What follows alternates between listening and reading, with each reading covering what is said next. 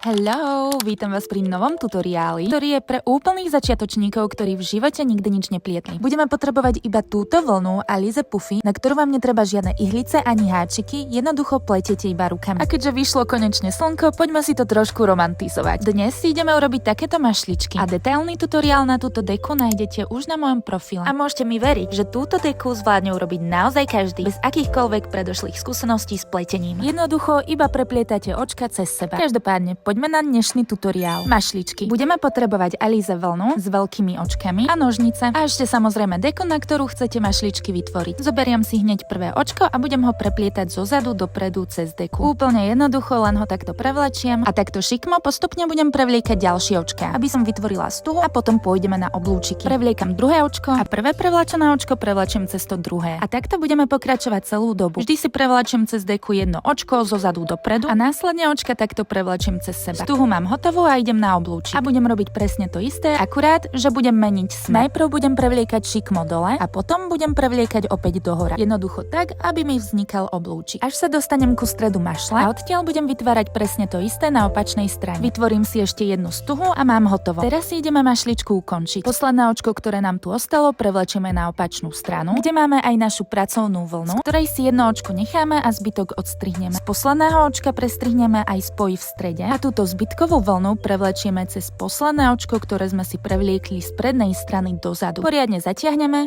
a máme úplne hotovo. Mašlička je ukončená. Takto to vyzerá zo zadnej strany a takto to vyzerá spredu. Mašličky si samozrejme môžete vytvoriť v rôznych tvaroch a rôznych veľkostiach. Ja som vytvorila detskú veľkosť deky, ktorú chcem darovať. Samozrejme, k deke môžete vytvoriť aj takýto pekný svetrík, tiež len rukami, alebo nájdete u mňa už aj tutoriál na takéto rozkošné papučky. A nájdeš toho u mňa o mnoho viac. Tak ma sleduj, pretože možno už nikdy na mňa nenatrafíš. A ak chceš poriadne dlhé, do detailu vysvetlené tutoriály, odkaz nájdeš v profile. Bye!